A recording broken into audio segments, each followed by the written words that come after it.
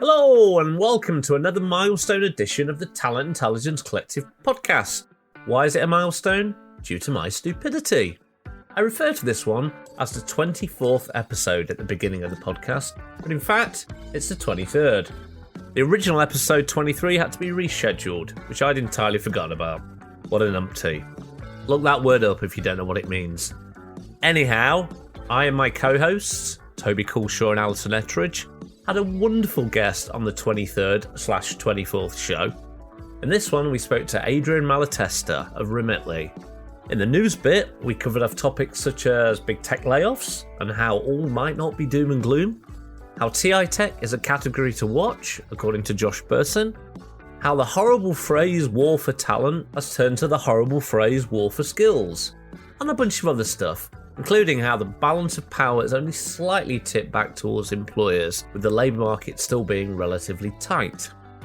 And in the Adrian bit, the bit you're really here for, amongst other things we talked about his interesting career path, including dealing with his own layoff from Snap, the difference between building a tech product and building a culture and a company, his 1-minute take on global expansion and location strategy, which is a summary of the talk he gave at the TIC Jamboree, check that out, and how large businesses entering new locations can completely change the economic fabric of a city. And, of course, a ton of other stuff. Just trust me. So get comfy, get listening, get learning, and stay intelligent, folks. Have fun. Before we get on with the main event, I just wanted to remind you that this podcast is proudly sponsored by our friends at Strategens. And here's a very well-spoken chap to tell you a little bit more about them. Strategens gives HR leaders the data they need to transform businesses with the speed and ease required in today's world. If you're ready to make decisions that aren't lengthy, costly, one-dimensional, or based on gut feeling, visit strategens.com. That's strategens.com to register for a Wednesday demo drop-in and find out more. Hello, I'm Alan Walker, and welcome to episode 24, the first of 2023 of the Talent Intelligence Collective podcast. I used to have a little button at the top of our podcast text that made us go, yay! But it's gone, so I'm going to do it ourselves. Yay! I'm joined on the show by my co-hosts Toby Culshaw and Alison Ettridge. Say hello, guys. Yeah, or yay. hello, guys. And of course we have with us a guest, and for today's episode it's the long-time TIC podcast fan, I think I could say that, Talent Intelligence Collective Jamboree contributor, and all-round nice but very smart guy, Adrian Malatesta. Adrian, welcome to the podcast. Thank you very much. Glad to be here. No worries. Can you give us a quick intro about who you are and what it is you do, please? Yeah. So my name is Adrian, as we said, established already, I guess. Work-wise, educate. I'll start with education and then kind of fast track it up to present day by obviously university degree, graduate school degree, joint degree in both an MBA and law degree, licensed to practice law, but have never actually practiced professionally. Use that as a skill in my work. I've worked for big and small companies throughout the past 20 years or so of my career, starting with Hollywood Entertainment, where we used to, for the younger crew, we used to rent movies on DVDs from stores, and I did employee relations for them for a long time. Then went to Target, a large discount retailer throughout the U.S., leading compliance in HR. Then to Amazon in 2010, and worked on HR compliance there, built that team for the first 7 years, then transitioned out of that and got my first entry into talent intelligence in a role called Global Expansion Market Intelligence. We were doing HQ2 types of work, pre-public HQ2 data research and some other things, which I think we'll get into. Then went into another role, for kind of cliche Amazon story, created a role, wrote a paper, got to start a team doing economic development, policy and research, which we can touch into later. And then currently left Amazon in March, went for a short stint to Snap Inc., the parent company of Snapchat, which trivia for today, Snap Inc. thinks of themselves as a camera company, so they're still working on that. And then in September of last year, I was unapologetically will say I was one of the early tech layoffs. As it turns out, being relatively new and an individual contributor in a workflow mergers and acquisitions that was shutting down. Turns out there wasn't room for me, but it all ended well in that I then moved to Remitly, which is a recently public fintech company focused on remittances with a vision to transform the lives of immigrants through the most trusted financial service on the planet. And I lead HR for our global customer success sites. That's one of the best intros we've ever had, Adrian. Very thorough. Without being too long. I like it. It's also pretty cool, isn't it? Let's be honest. The roles are pretty cool. The company's pretty cool. It's just, hey, check this out, listen to me kind of intro. Exactly. Well, again, thanks, Adrian. Great to have you on the podcast. We're looking forward to hearing more about your work a little bit later on. Just for any new listeners out there, quick reminder about how this thing runs. I'll spend the next 30 minutes so, once I hand over to Toby, staring forlornly out of the window, dreaming of times when the UK wasn't wet and cold, and wondering when ChatGPT is going to take my job. But whilst I'm doing that, Toby will take us through a conversation on some of the recent news from around the TI and people space. And then our interviewer extraordinaire, that's you, Alison, in case you've forgotten, it's been a while since we've done this, we'll be firing questions at Adrian about his views on TI and his career and everything else in and around that. And then finally, I'll snap back to reality. Remember, we're recording a podcast, realise we need to get back on track and be a party pooper and close out the show. Well, something like that anyway. So, let's do this thing. Toby, what's happening? So, depressing news to start with. It's fun, isn't it? Great, thanks. Start on a high. Gets worse from here. Just dial off now if I was you people. Toby! No, don't. I'll get told off. Yeah, it's got to start really with the layoffs. You know, there's been pretty brutal start to the year. We've had about 50,000 jobs cut in tech so far since in January 2023. That's across 150 odd different companies. So it's a really brutal start to the year. I think for me, the bit that's most interesting is traditionally with this sort of action you see, obviously with the hiring freezes, mainly TA getting hit hard. And yes, TA is getting hit hard and broader HR's getting hit, but you're seeing a lot of product roles, a lot of tech roles being impacted. But also I found it interesting that it's not just purely cost cutting. You know, we're seeing a lot of low cost centers being hit and places that you would have imagined if there was org redesigns going on would have probably been the areas that people look to hire back into. So places like India getting hit very hard on tech layoffs. Whilst equally, we've still got a very buoyant market. You know, the jobs are they're flattening out, but, you know, it's still a very buoyant market out there. Unemployment rate's still low. So it's a very interesting start to the year where, you know, there's a lot of press, a lot of publicity around these tech layoffs, but it's not necessarily driving or being driven in the way that I think we're assuming. You know, I think there's a lot more pressure from institutional investors than it is necessarily around operational efficiency. You know, there was a big article this month around Google's piece, Google's layoffs. I think it's 10, 12,000 people.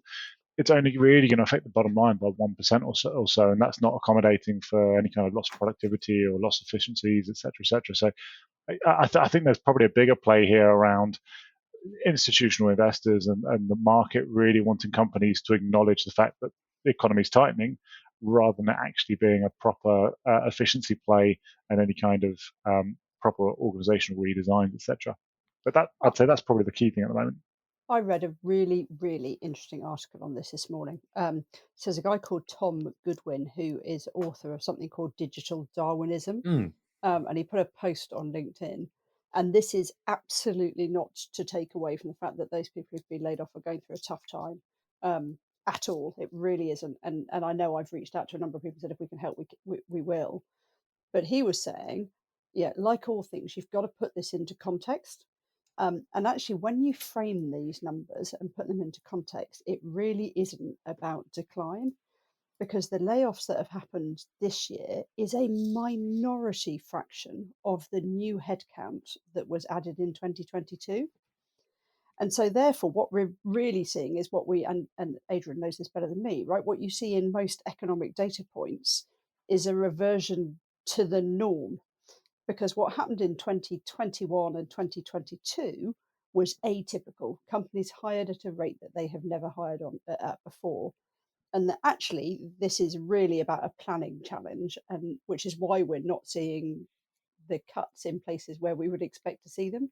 It's not about cost. It's about, hold on, let's get back to the norm. We hired too much in 2022. I just thought it was fascinating reading it. So it's a correction to a certain degree. Yeah. Then. And it was really interesting because when you looked at the numbers, kind of if we ignore Meta, so Meta laid off, I think, something like 26% of the people, the new headcount that they had hired in 2022. So that still means that they hired 75% more. Does that make sense? Amazon was tiny numbers, Microsoft less than 12%, Google 17%, and that's off the headcount that they added, not of their workforce. So I just think it provided some context away from the doom and gloom headlines, and we should be thinking of this as a correction. Do you think there's any degree of, because obviously we're seeing lots of stuff around more politically, but also to a certain degree economically, I guess, around deglobalization. Toby, you talked about the fact that some of the lower cost areas are being hit as hard or even harder than you would expect through this kind of thing.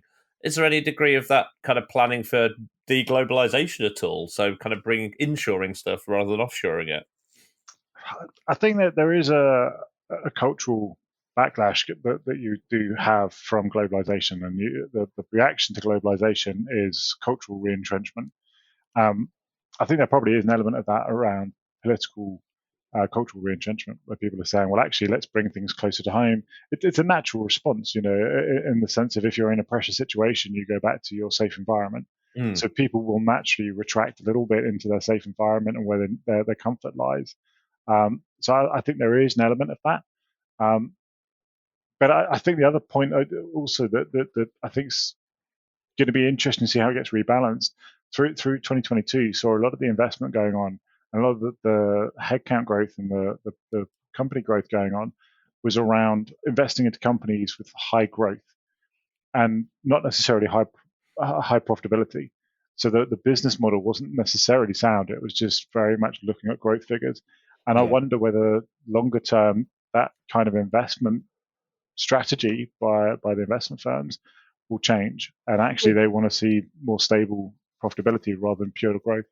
It's almost like going back to how business should be done to a certain degree, building an actual real business. It's really interesting because we're definitely seeing this across our investor base.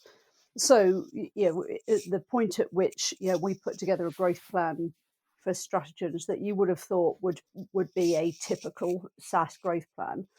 And then kind of back end of last year, we got challenged to a faster route to profitability with less growth. And I think it's quite interesting, that we ended up running two plans. There's also still a massive divide between, kind of US investors and what they're looking for, and UK investors, and there's a whole nother podcast in there. But there's definitely a correction on growth versus profit. But what we should really do is we've got an expert in economic development and market policy on here who probably knows way more about corrections on economic data than I do. So, Adrian, I'd love your views. I'm here. I was thinking about that. Well, I want to clarify, again, my background was law and business, and I learned like some of the economic impact conversations, namely from a couple people who I got to work with or worked for me, economists. I think all of what you're saying is true. I looked at I saw the post by Goodwin as well. It's super fascinating. I think I agree that there's this idea of snapback, and people kind of get a little bit more entrenched. But I also see, I don't know if any of you follow a company called Deal that is basically just surpassed like 12 or 13 billion dollar valuation, and like all they do is help companies. They're an employer of record, so which is slightly more than a PEO, but all they do is help companies and help them have people work in like countries all over the world. And they're just like growing like crazy because people are starting to spread out and go other places. And so I don't know, it's just I think we are definitely going through some kind of sort of reckoning and rebalancing.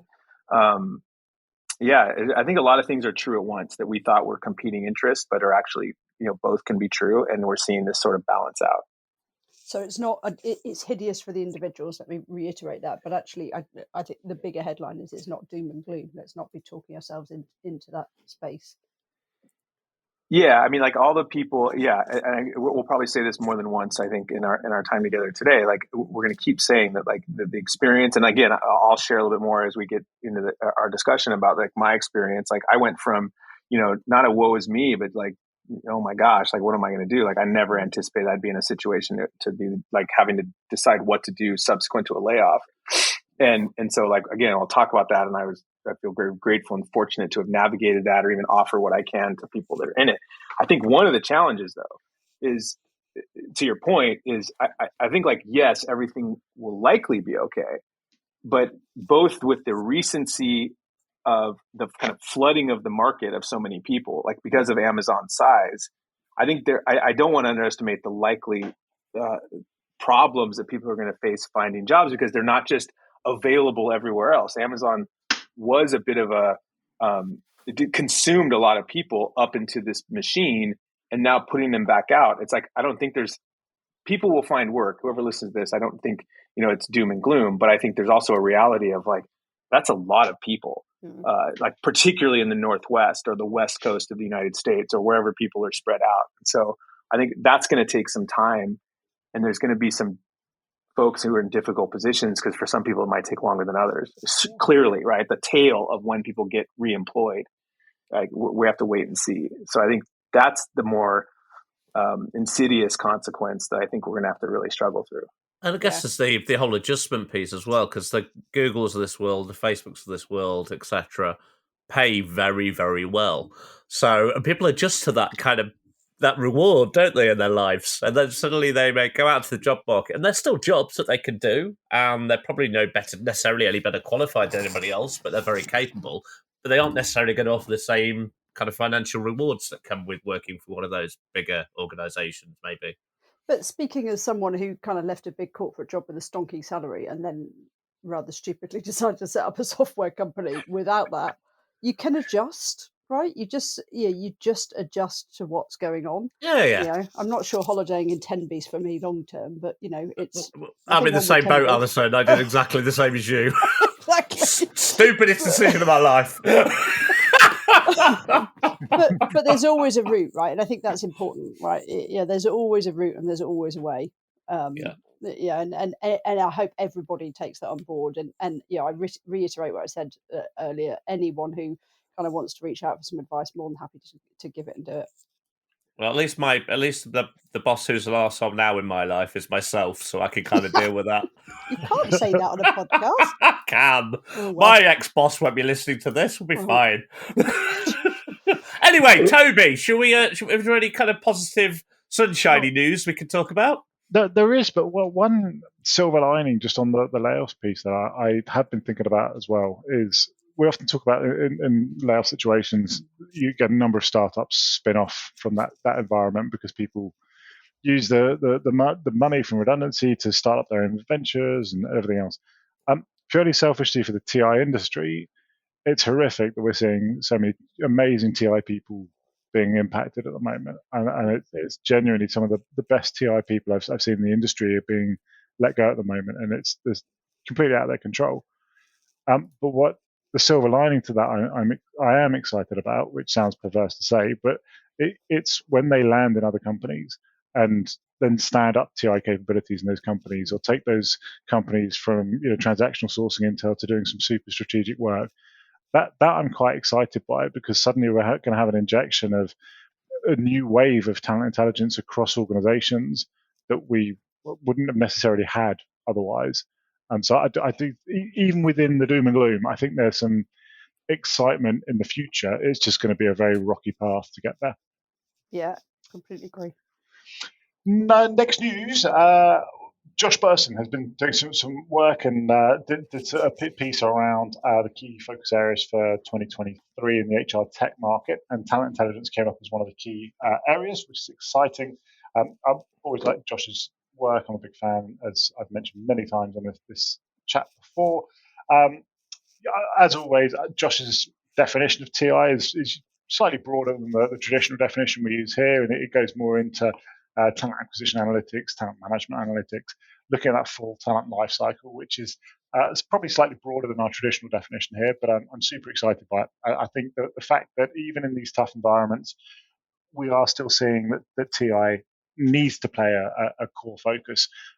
We're obviously seeing a lot of companies quietening down on the talent acquisition side of things, but that's really ramping up the talent management side of things and looking at how we're developing people and keeping them in attrition, et cetera, et cetera. So, yeah, very excited to see that TI is getting another shout out for the key focus area for 2023. And this plays into what you said earlier, actually, about the kind of silver lining. The more talent intelligence professionals who come onto the market that are doing strategic talent intelligence and the stuff that Adrian, I know, is going to talk about, the more we can start to kind of develop the meaning, so that people like Bersin can really start to think about different segments and to push those and enhance them. I think you're right. It's fantastic that people are talking about it. Yeah, sure. Next news article, unless anyone's that wasn't really much to discuss there. It was just kind of a this is that statement of fact. Yeah, it was a bit I was going to say, we keep inviting Mr. Bersin to come onto the show, and he promised he would. So, we'll keep nagging and Josh. get him here. Yeah, listen up. Coming for you, Josh. Coming for you. Stop it. Keep going. next up, and it kind of ties into this. The big hot topic from Mercer at the moment is the shift from war for talent, which I hate the turn of phrase anyway, is now turning into a war for skills. I hate that turn of phrase as well. It's not war, but the fact that we're having to really decouple skills from jobs, and obviously through the whole layoff processes, etc. Mercer are recommending that people really do focus on that skills and decoupling from the skill from the job to really understand what skills you need from an employee and from an employee base rather than the jobs themselves. And I think that really plays into the broader piece. When I talk to people in strategic workforce planning and broader HR analytics, this whole kind of identification of skills and moving skills around the organization, it's still such a hot topic, and it's really, really growing fast. And I think it's good. I think it's a good thing to look at. We should be looking at skills people have rather than the job titles they hold. So I'm very excited about how this next evolution is going to push. I think there's still challenges around actually getting the data. One of the biggest challenges I found in most organizations is understanding the skills you have within your own organization, because very few HCM platforms or TM platforms really get the skills data you need, particularly if it's skills learned on the job versus training modules, etc. So I think understanding the actual skills within your workforce is still going to be super, super difficult, but I really like the direction it's moving in. I love this one. I think there were a couple of bits that for me were really interesting in this. First of all, you said it's not a war for talent, but I happen to know that one of the things that lots of TI teams do is build out battle cards. So if it isn't a war for talent, we should change the name for competitor battle cards in terms of attracting people. Sure. See, it's January. I'm on fire. Don't expect this by October. There's a piece for me, and I waffled on about this on the LinkedIn Live earlier, about cost control and reduction, which was in this Mercer report.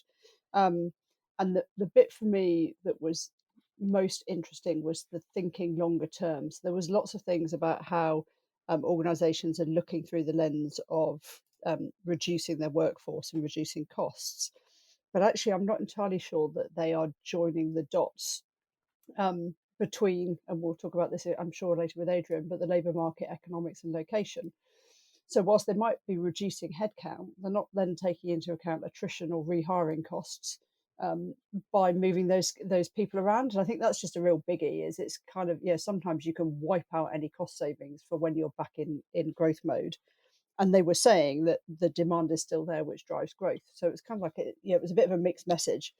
And then the skills piece, you know what I feel about skills, Toby. We should all be talking about skills and not job titles. And I'm not going to shove strategies, but we're doing some really exciting stuff on related skills and adjacent skills that will come out this year.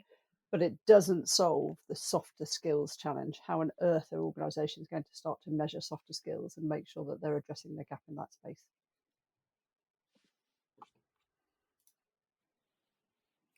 I agree. Toby, what else is happening?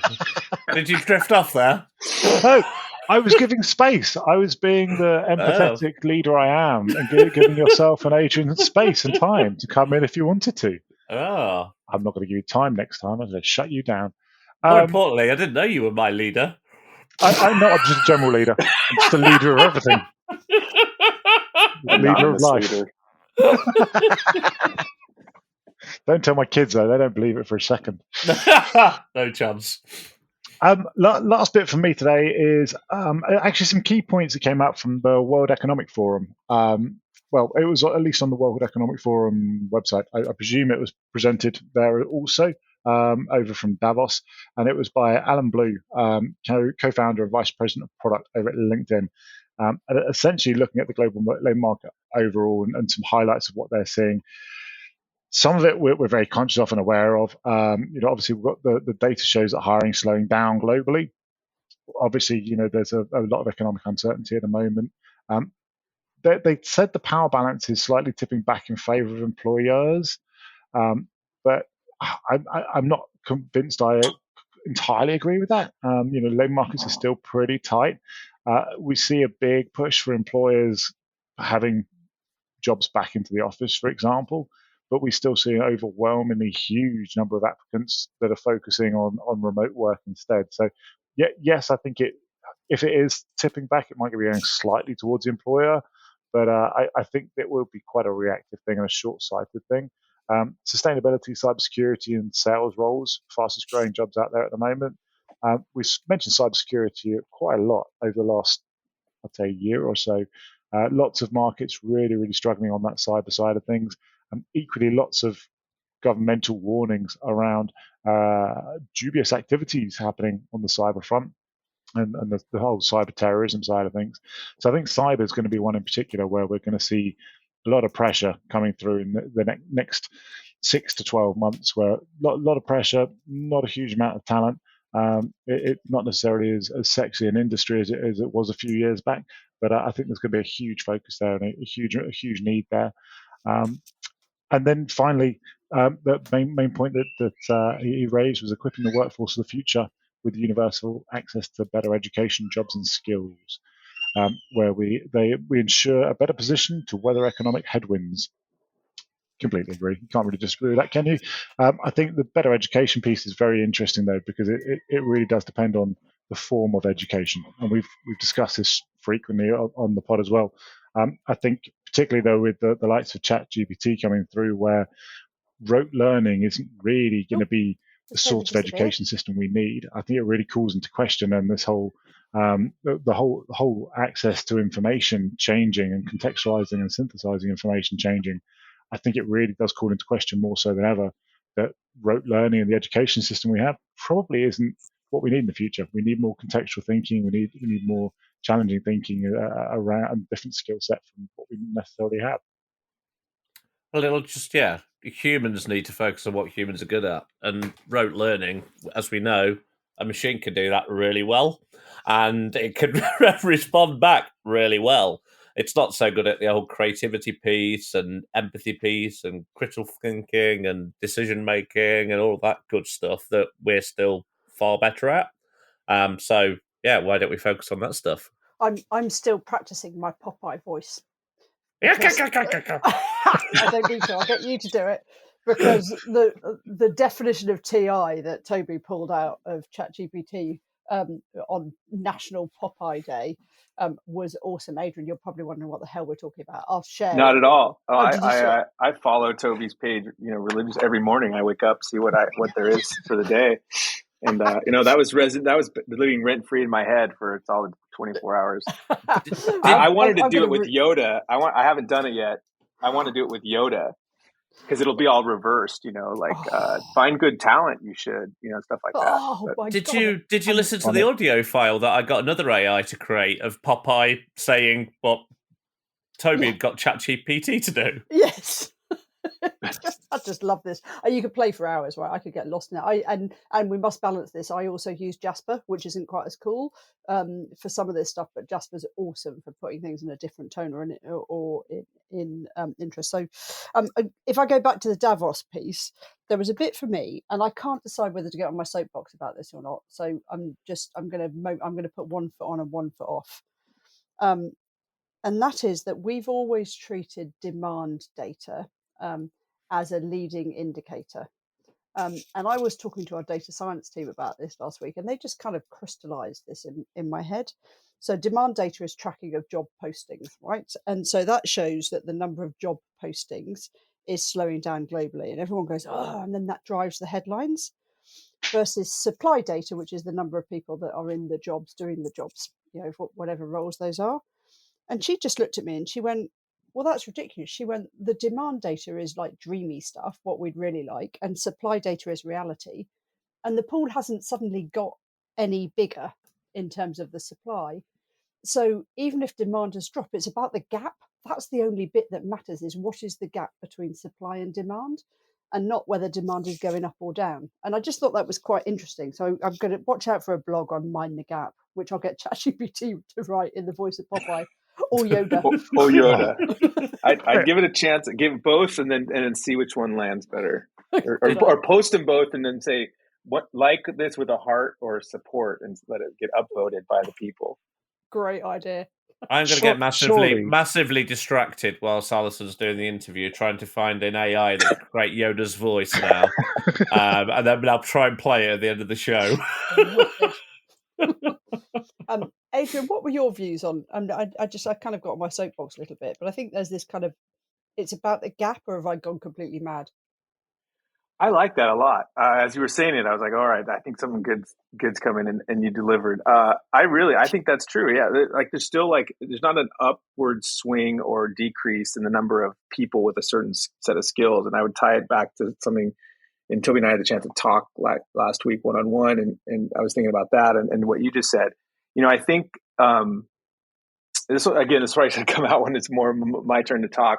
I think what this is creating, if people look at it as an opportunity, yeah, you're right. Like, we have all these skilled people that have been, yes, they've been laid off, but I think if you change the narrative or change your perspective to say they've sort of been released into the wild to start creating jobs. And I had to do this. I put this in that article I wrote. It was, if it's not known here, I wrote what was a comment that turned into an article was derived from Toby's post. Is actually and I started writing and I realized I tried to post it and it was 1,700 words larger than the comment was allowed to be. So I decided to convert it. But this idea, people are going to have to regroup for themselves about how they characterize their skills. And one thing I think that we're not talking about is when they re-enter the workforce, it's going to be in a different way, but they're going to have had this really tremendous amount of knowledge and expertise that they've gained from one another and working for a company like Amazon and others. And then they're going to go and they're going to take it out to the world. And some of them, because this is sort of, maybe they have a little bit of severance and maybe they wanted to do this all along and this is the kind of kick in the pants they needed.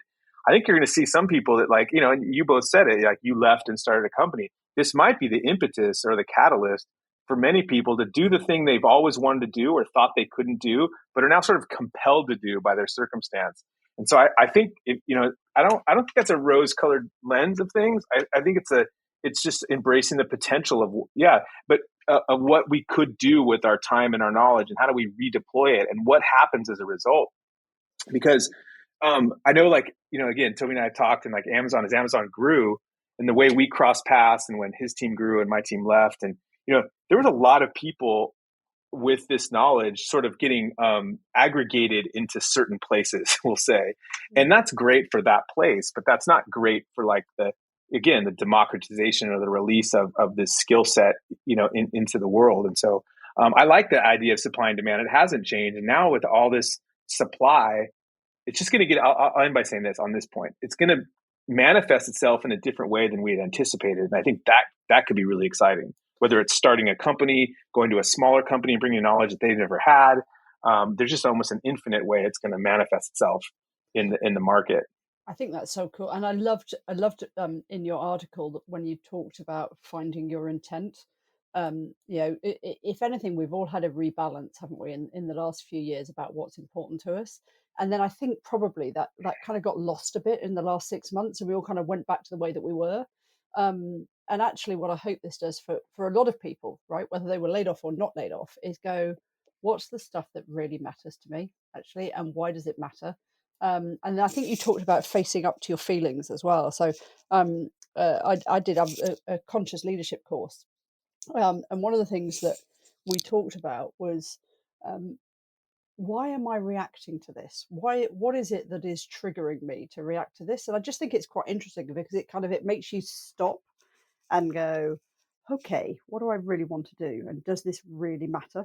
And I think it's a great place. So for anybody who hasn't seen it, can you remind us of what the article was called? It was something to do with a letter to somebody, I think it said Layoffs, Letter to a Friend. Perfect. Was the title. Fab. So everyone listening should kind of read it, whether you've been laid off or not, because there's a lot of sound advice in there that translates into today's world. So thanks for that, Adrian. Yeah, that was my pleasure. That's a great segue. Alan, I'm missing your bit because you're getting distracted by Yoda. No, I'm not. I'm here. Alison, I think it's time to talk to our guest. Oh, okay. Over to you. Get your segue in. Thanks for that. But actually, it's a great segue. You talked briefly about kind of the layoff from Snap. Can you just talk to us a little bit about that? Just kind of, what kind of emotions did you go through? And then really what then made you go, because Remitly looks like a really cool business, right? But it's very different to some of the businesses that you work for. So kind of, what was linked to your decision-making process? Oh yeah, there's some behind the scenes stuff that I think, like I said, I'll share it with the three of you, and then hopefully someday many people that get a chance to listen to this someday. There was a lot more in the equation, I think, than just the professional aspect. Like even as I reflect on the last 12 months, like leaving Amazon after 12 years, even though I had 3 great jobs and, had lots of opportunities to do amazing things, like that was a big thing. And it, also just as a portion of your life, and the majority of my professional career was spent in this one place, right, wrong, or indifferent, or for better or for worse. Like that's the place I knew. So then leaving in March, that was a big stretch. I mean, I had my wife saying, "Are you sure this is a good idea?" My mom saying, like, "Why would you leave there? It's like the greatest job." I mean, it was coming from all angles. Like, it's the right thing to do. It's the right time. So because I think this is relevant contextually. So then I go there, and I knew some people there. Like, it wasn't random. I was contacted by them at the time, and like they had a position, and I couldn't. I think we can talk about it now because not all the people that I talked to aren't there either. But there was a former leader who was at Amazon who had gone to Snap, who was still under NDA, so couldn't officially recruit, and she didn't. If anyone else is listening, with other intents, like she didn't.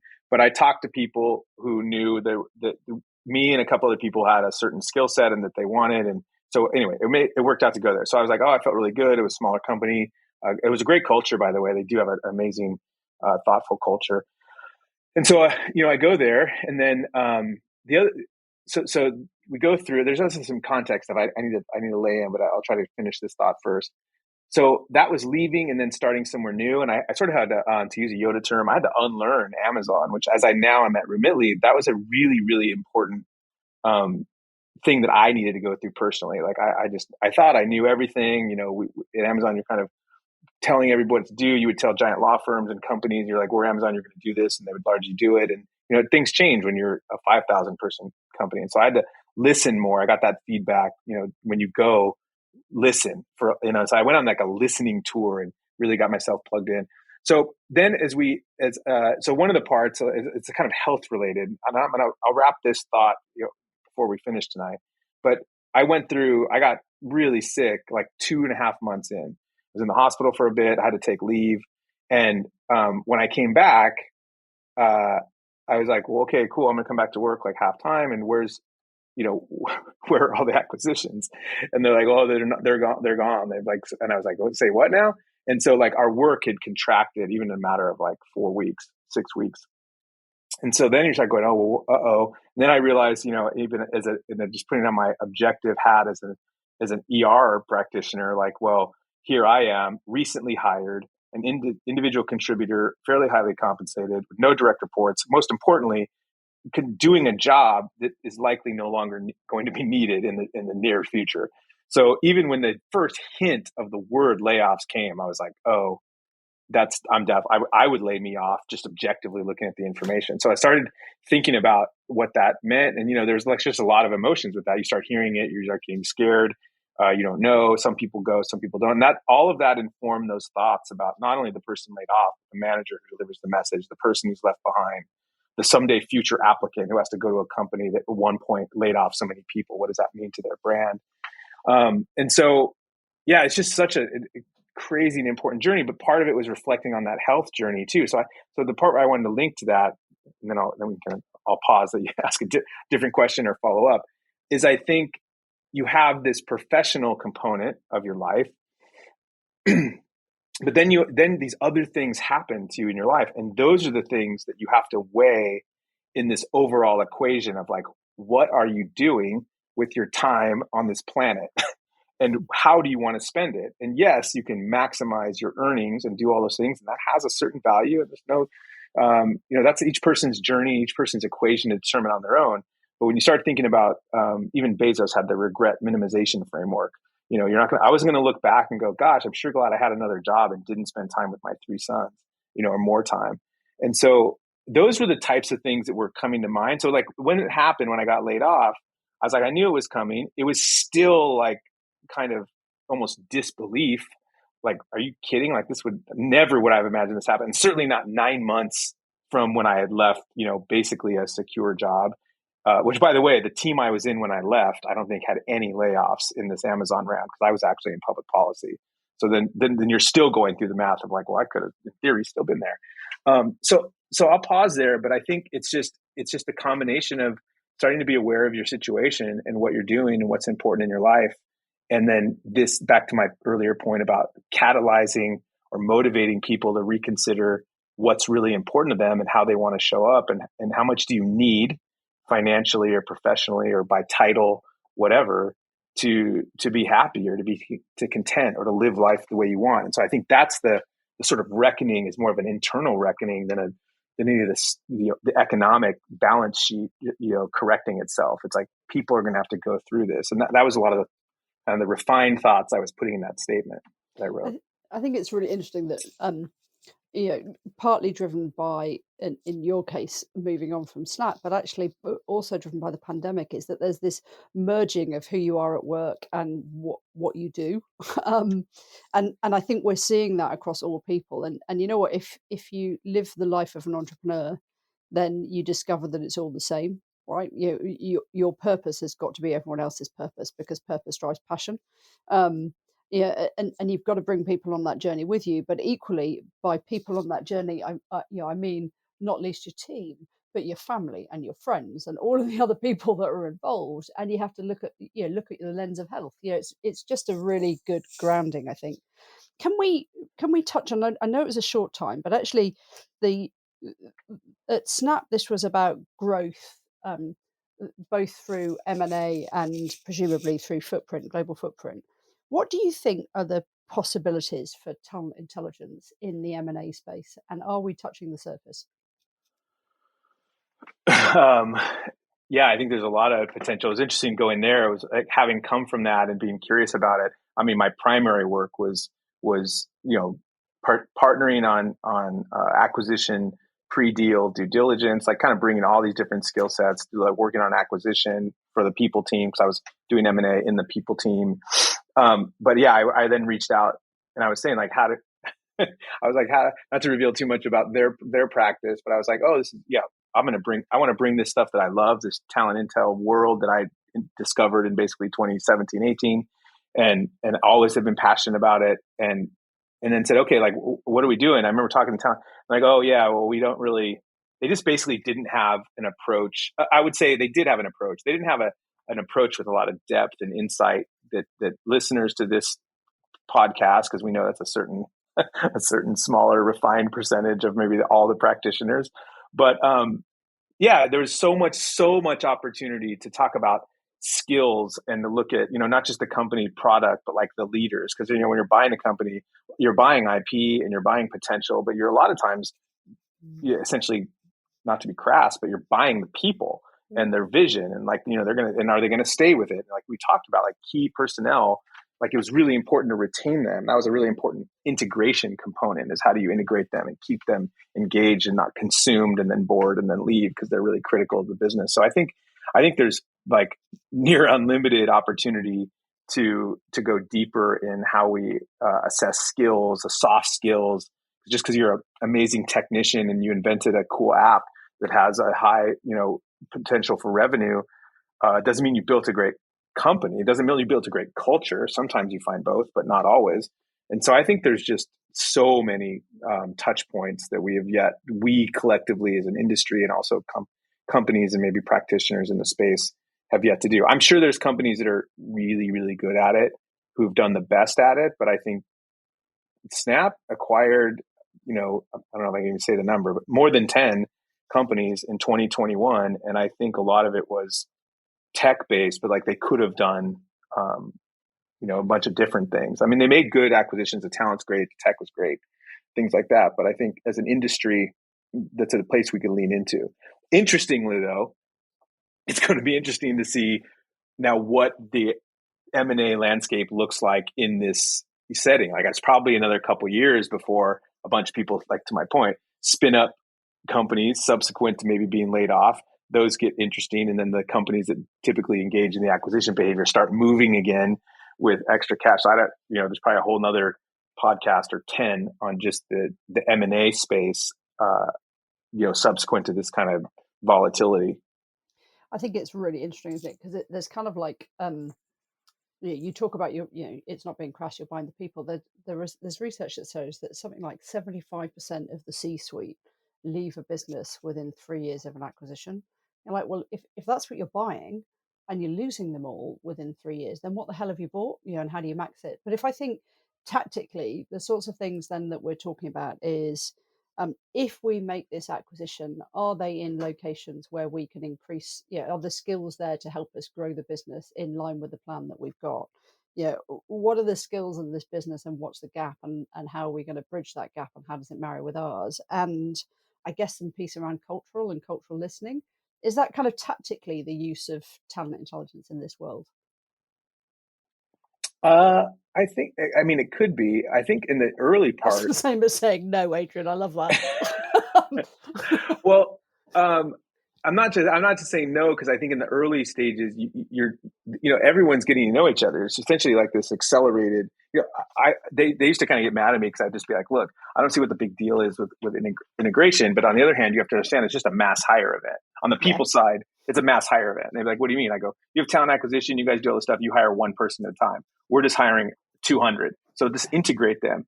But I think that when you don't, like that point about 75% leaving, they get paid. And then you have all these crazy equity provisions and accelerated equity and special provisions they can't get, so they're basically staying to see what the money does over time, or if they don't, they have enough of a windfall that they leave early. I just think that there is a lot of culture there. I just think early on, you're still like back to the skill set. Like, are you acquiring the skills that you really think you need, not just this product to like maintain it or build it?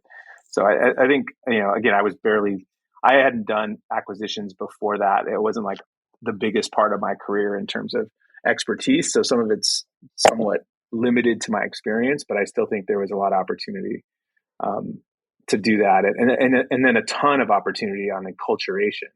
Like one of the biggest learnings I think I had was like, it's really important to be very clear on how deeply you integrate an acquisition. I think there were a lot of examples where if you let a company like just stand on its own, it just doesn't work as well. Like, so you really have to be thoughtful about do your values. I think that's the culture part. Do your values match? Can you integrate them?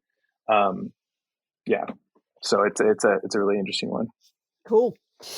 You talked on the Jamboree, it was awesome, about global expansion and location. Can you just, for those people who weren't at the Jamboree, kind of summarize your views on that in kind of, give us the 1 minute idiot's guide. Oh my gosh. And location.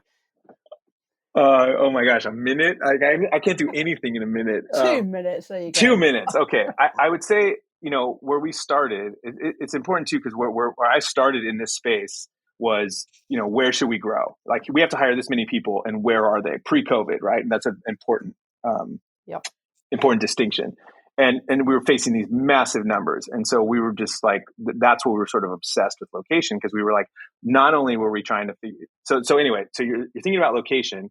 So then first was, okay, it's not just talent. Now we started, the reason it expanded beyond even HR and why it was the beginnings of my move into later economic development and policy is we started going, what does it look like to show up in a city of a certain size? Because sometimes we change the economy, and that's not even like hyperbole. Like we would change the housing market by bringing in 10,000 SDEs who can pay exorbitant house rates, but push everyone out. And so we were talking to, so that the thing was like, you had to look at all of these location factors. What is it like to be in that place? And then you're starting to look at immigration and information security, infosec, intellectual property. Sorry, that's the same thing. Intellectual property. And it's like, can you protect your tech? You have a dev center in a place. Like, do you have IP rules that will protect your technology? So that was all. That's what we were focused on for so long. Then COVID happens, and I remember I even had to just rethink, like, kind of everything I said is not really true anymore, because you can work from home or you can work from some other place. And so it started to evolve into like, well, what does that mean post-COVID? And this is where I think it gets interesting today, and including with this like tech diaspora of workers wanting to be wherever they want to be, and then companies just being like, okay, I will do that because this tech talent is so important to our success and to our company. So I think so anyway, that was the first minute is essentially like, you have to think about all these other things about what it's like for you to make a footprint. Then the COVID part was, okay, maybe you don't have just, dig a hole and build a shining skyscraper and then put everyone in that skyscraper, because that doesn't work anymore. So then it was like, okay, maybe you should have regional hubs and let people travel in and out, change the way you design floors and buildings to make them meeting spaces. And that was kind of like a project that we were tinkering with.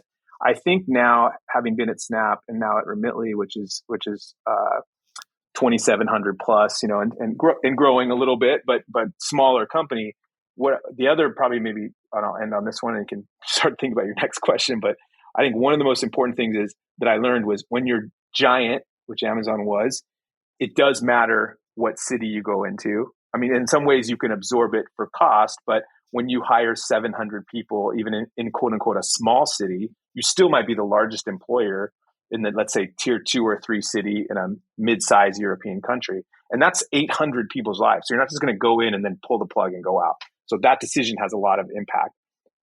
At first, I used to think, when you're small, it doesn't matter. Then I went to Snap, and now here, when you're smaller, it also matters very much, because the place that you invest is, as a percentage, a very important investment relative to your size everywhere else. So all of a sudden, if you're only in 5 cities and you add a city, again, if you make that mistake and you miss the wrong place, or you incur a lot of difficulty in finding that, like, it's a pretty important decision. So like, that's probably my 2 minutes ish on location strategy, and then how to think about it, or at least some ideas to think about whether you're large or small. It's a material decision, kind of no matter which way you look at it. Now, your 2 minutes was 4 minutes, so next time I'm going to say 30 seconds. Okay, do that. That's okay. But there's something really interesting with this. So, at Strategens, we do a whole bunch of stuff. One of our core user cases is location optimization, and it's interesting when you talk about whether you're giant or whether you're small. We talk about one of the things that you need to understand is what percentage of the supply of talent there are you looking to nab for yourself, right? Because actually, it doesn't matter whether you're putting 50 people there or 500 people there. What matters is what percentage of the available talent is that, because that's what's going to impact your capability or your ability to hire them and attract them and retain them. And I think it's really interesting. We also talk a lot about joining the dots between the labour market, economics and location, and you're already there, right? What other dots do you think should be connected for maximum insight through the lens of talent intelligence? I think, I mean, it's probably some mix of the more qualitative things like immigration, your cultural values, and DEI. I was just having this conversation today at lunch, and we were talking about the profile of the company I work for now, and being in Cork and what Cork, Ireland looks like. I don't know if you knew that. That's where I am right now, but and so. But it was really interesting. They were like, "Oh yeah, like when DEI, I'll say maybe DEI is the most important." And like I think gender equity is like picking up throughout the world, but race, for example, is so complex in so many places, and much of it comes from and derives from the U.S. experience. And so, like this recruiter was telling me that and he worked for a company that a couple of us on this call may have known or formerly or currently work for. He used to work there too, and they were like, "You need to hire a black man for this role." Now, first off, that's like not even the way DEI works. You can't have quotas. You can't have like specifics. But the point was, he's like, we're completely diverse. Like everyone here, like white and black are sort of U.S. constructs about DEI, and this again is probably 5 podcasts by itself. But I think that's one where you really have to think about: do your values align with the culture of the place to which you're moving? How should you think about your company values based on that culture? And then also, what is it like? Can the people that work for you or that you want to work for you show up and live as who they are in that community? And so then you start getting into like LGBTQIA plus in certain places where they don't even permit it. So like, there's just story upon story and example upon example about how I think we miss that. And so when you talk about the global majority of people and having an inclusive environment, a globally inclusive environment, I just think it's one we don't often think about, and it's really critical to, I think, teams and thinking and how they work together. I love that. And you're right. It's the overlay of qualitative research on top of data, right? And I had no idea you were in Cork. What a great place. You should be speaking in an Irish accent, and we should be talking during normal time instead of preventing Alan from having a beer. He'll be very grumpy. Do you... Maybe I'd feel alcoholic. No, just a beer, not several. It's a beer. Beer is for tomorrow because it's my birthday tomorrow. I'm just going to add that in. Oh, happy birthday! Happy birthday! Thanks. This will be totally irrelevant by the time the podcast goes out. People will be like, "Your birthday's at the end of February?" Oh, that's true. How old are you going to be? Can I ask half of 90. Oh, you're way younger than me. In 2 weeks' time, I'm going to be half of 100, and that's scary crap. Adrian, let me ask you another question. How do you think market intelligence should influence consolidation? Right, if this is the space that we're in, how do you think we should be using it to influence consolidation? What do you mean by consolidation? Yeah, so everything that we've talked about up until now has been about expansion. It's been about growth, and actually, we're now potentially in this kind of shrinking economy. How do you think you could use that data in a reverse scenario where organizations are saying, "Yeah, we're going to reduce our footprint, or we're going to sell off"?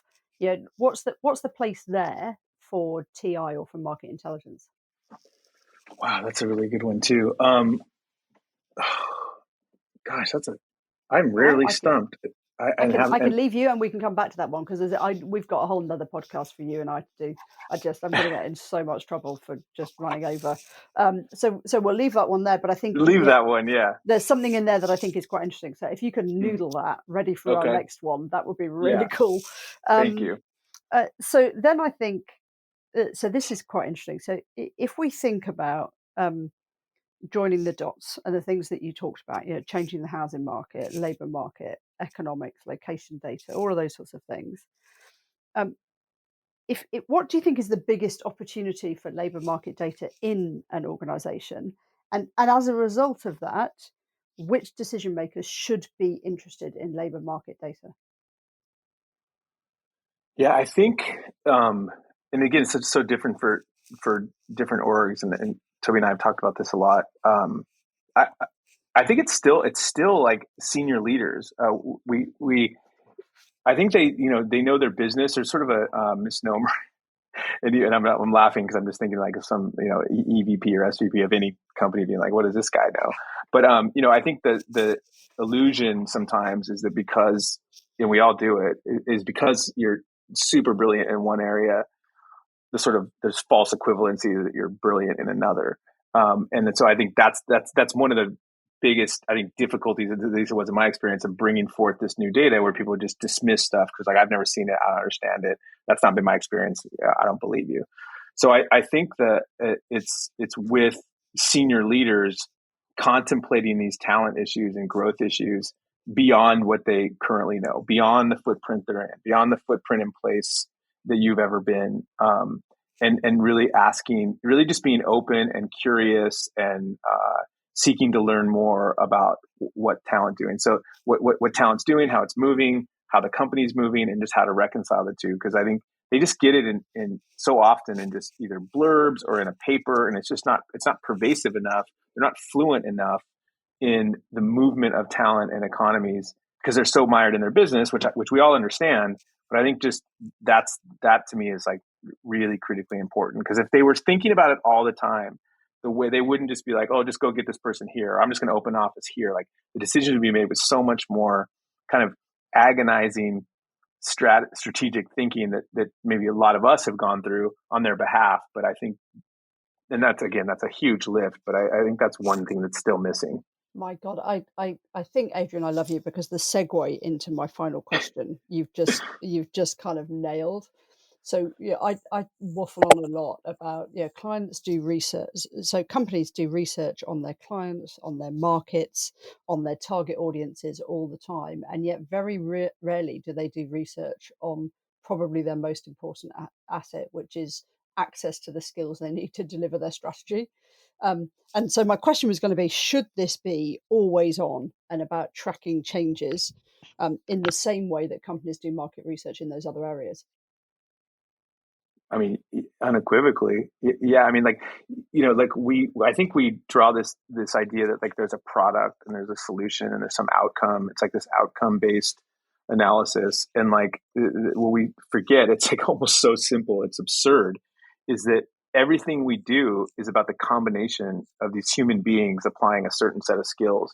And like that's the thing that we are still struggling to figure out. I mean, even at the beginning of the call, we were talking about, it's not even compulsory public education is not designed to even create the people to think the way they need to think. I'm like obsessed with this because I have 3 boys and I look at them and I look at how they're learning in school, and the school is great. And my wife's an educator. Talk about this a lot, but I'm just thinking, like, how are they getting trained to think in the way they need to think? And so I think that's why it just remains, it's just so critical. And it's when I put my philanthropic head on, for me, there's this piece about joining the dots between, that gap we talked about, demand, supply, and education. And how we genuinely look to create the workforce of the future based on the skills that we need. But there you go. There's another podcast. So we're definitely up for another hour that we need to get in. So be prepared to be hounded. Okay, I'd love that. Can I make one more on that? Just, and I will. I promise. I'm watching the clock, and I will keep it at like under a minute. One of the things I wrote, it doesn't matter even what I wrote or who wrote it, but it was focused. We were asked, like, well, where else in the world have we missed? And then we got the chance to just like literally look at the globe and go, well, we're already here, we're already there, that's already blown. Like, what's left? And to your point about supply, kind of the inversion of demand is not the right thing to look at, and supply is the right thing to look at. We're also coming into a space like Sub-Saharan Africa is a fascinating. It's like one of the last places on Earth where there's a demographic movement where, like, I think by 2050, 1 in 4 people will be from, like, adults will be in Sub-Saharan Africa, and by 2100 it'll be 1 in 3 people. Lagos, Nigeria is targeted to be at 85 million people as a city. And like so when you start to think about back to this supply, like almost like supply will be the controller, like what's going to happen to the world, not only, like, again, back to the DEI, not only when you talk about a global majority or people of color and from a different part of the world, and then they start coming into the world and the world's more connected than ever. Like, those are, I mean, then you talk about, like, what do we have to think about for talent intel, not just 1, 3, 5, 10 years, but 10, 20, 50 years. Like, it's just like your mind kind of just opens and you just pass out. But that's one, I wanted to throw that out here for this group, because I know we think about these things, and that's one that I think is going to, like, really be momentous in terms of, like, how the world starts to change and how supply begins to drive. So actually, in all seriousness, I think there's something in there for a separate podcast, and we can almost frame it around a topic. So we'll do it in a slightly different format, but framing it around this topic of what is the link between long-term supply, education, and talent intelligence. I think that would be a really cool topic for us to be talking about, and also to elevate the conversation up to some of the business leaders that we're talking about should be interested in this sort of stuff. Thank you. You're a star. Thank you all. It's been my pleasure, and it's just a great format. So I appreciate it very much. That was amazing, Adrian. Thank you. But as your host, I'm going to call us to a stop so we can release you back into the wild. It's been great having you on the podcast, though, Adrian. How was it for you? Amazing. Yeah, I feel like it's kind of like an interview process. Like, oh, am I going to get this question right? I hope I pass. and then I would just flip to like, well, I'll just let it ride. I hopefully, just rely on what you got. But it was great, and you all are a delight. So thank you. We'll let you know by the end of the week how you've got on, and but only expect to hear from us if you've actually got the job, Adrian. Okay? But isn't it funny, Alan? Sorry, I know I'm cutting across you, but isn't it funny? You look at this as kind of, oh my God, is this an interview experience? Am I going to get it right? I look at every single one of these podcasts as a lesson for me.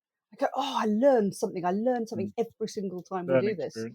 Yeah, sure. So thank you. It cuts both ways. Sorry, Alan, I'll be quiet again. That's right. Well, imagine how I feel. You two actually work in the industry. My learning goes through the roof after these. It's incredible. Anyway, let's close off. Big thanks again to the three of you. Big thanks to our listeners, as always. I know we haven't been here for a while now, but hopefully this has got 2023 kicked off to an amazing start. Make sure you tell your friends about us. And share, like, and rate the podcast and everything else just to make sure it gets out there into the wilds. But before we close the show, should we hear from Yoda? Yes. What do you reckon? Much. We really want to.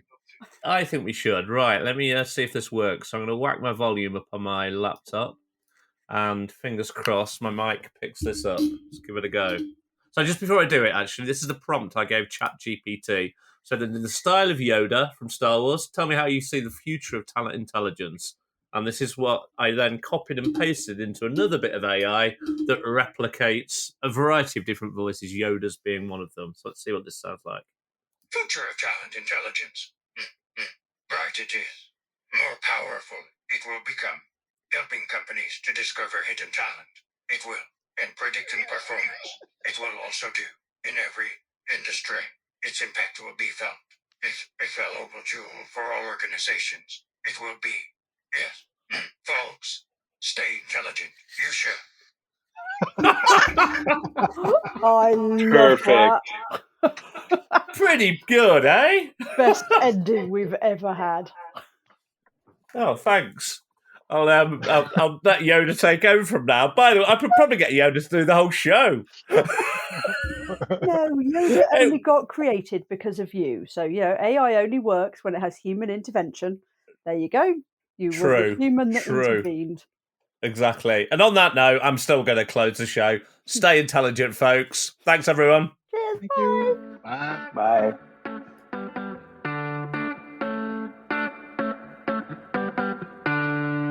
Thanks for listening. Before you go, I wanted for the last time to remind you about our generous sponsor, Stratagens.